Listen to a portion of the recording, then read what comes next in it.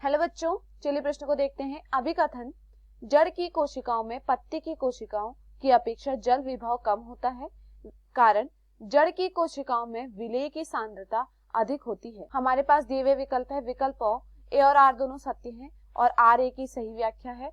विकल्प ब, ए और आर दोनों सत्य हैं लेकिन आर ए की सही व्याख्या नहीं है। विकल्प स, ए सत्य है लेकिन आर असत्य। विकल्प द, ए असत्य है लेकिन आर सत्य। विकल्प ई, ए और आर दोनों असत्य हैं। प्रश्न की मुख्य अवधारणा है मुख्य अवधारणा। इस प्रश्न की मुख्य अवधारणा है जल विभव।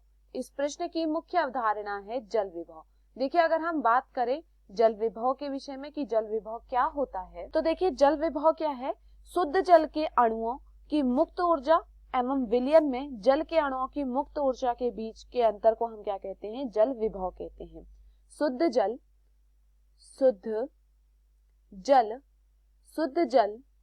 के अणुओं की शुद्ध जल के अणुओं की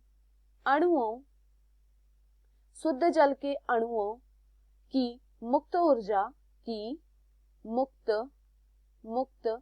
ऊर्जा शुद्ध जल के अणुओं की मुक्त ऊर्जा और एवं विलयन में जल के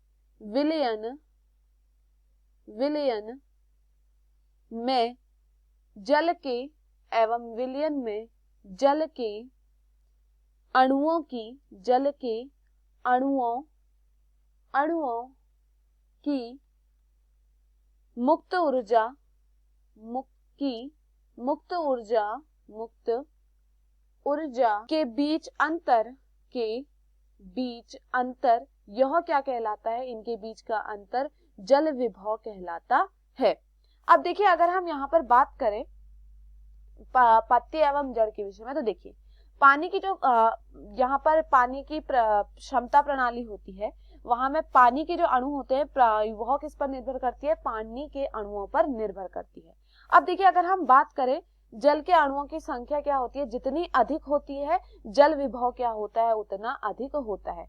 क्या होता है? जितनी अधिक क्या होगी? जल के अणु की संख्या होगी। जल के अणुओं की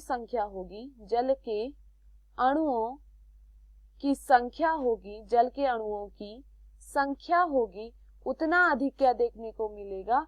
उतना अधिक जल विभव होगा। तो यहाँ पर जल विभव अधिक होना किस पर निर्भर करता है? जल के अणुओं की संख्या पर यह निर्भर करता है। अब देखिए, जो शुद्ध जल होता है, शुद्ध जल की तुलना में सभी जो विलयन होते हैं उनमें क्या होता है? जल विभव क्या होता है? ऋणात्मक होता है। सिर्फ और सिर्फ जो शुद्ध जल होता है वह क्या होता है? ऋणात्मक नहीं होता है, बाकी क्या होते हैं? ऋणात्मक होता है। जिसका जो जल विभव क्या होता है? शुद्ध जल का जल विभव 0 होता है। अब देखिए, अगर हम बात करें परिस्थितियों की, जब क्या हो, जब सिस्टम में क्या हो, जो जल के अणु हैं या पानी के अणु हैं वो क्या हो? अधिक हो, तो पानी की क्षमता क्या होती है? जो पानी की क्षमता होती है वो क्या होती है? अधिक होती है।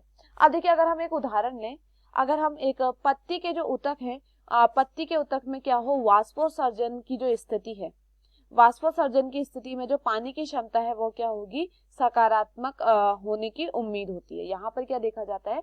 वाष्पोत्सर्जन के दौरान क्या देखा जाता है?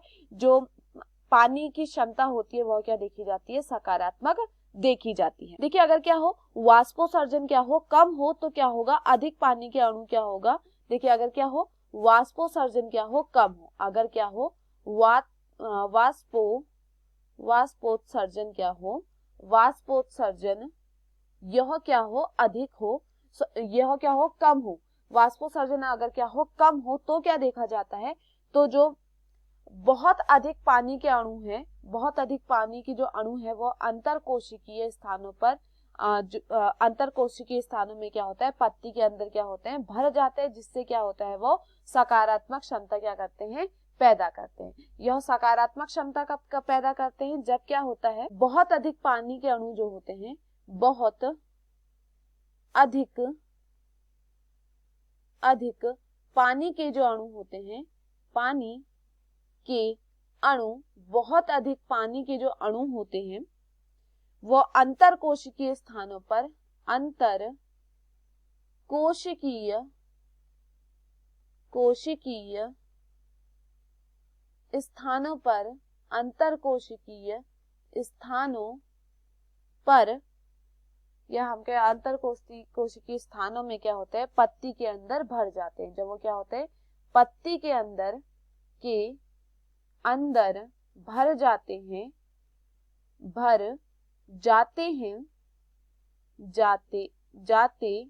हैं, तो क्या देखा जाता है, जिससे क्या होता है, पानी क्या होता है, इस पानी में क्या देखा जाता है, सकारात्मक क्षमता देखी जाती है। सकारात्मक क्षमता यहाँ पर देखी जाती है, सकारात्मक क्षमता देखी जाती है। तो देखिए यहाँ पर अभिकथन में क्या कहा गया है, जड़ की कोशिकाओं में पत्ती की कोशिका की अपेक्षा जल विभव कम होता है। तो देखिए यह क्या कह रहा है, जो जल विभव है वह क्या होता है, जड़ की तुलना में पत्ती की तुलना में कम होता है। यह देखिए यह क्या होता है, यहाँ पर गलत होता है कि जो जल विभव होता है वहां पर कम होता है, क्योंकि जो जल विभव होता है वह क्या होता है, अगर क्या हो वाष्पोत्सर्जन कम हो तो क्या होता है, वह जल विभव क्या देखा जाता है, अधिक देखा जाता है।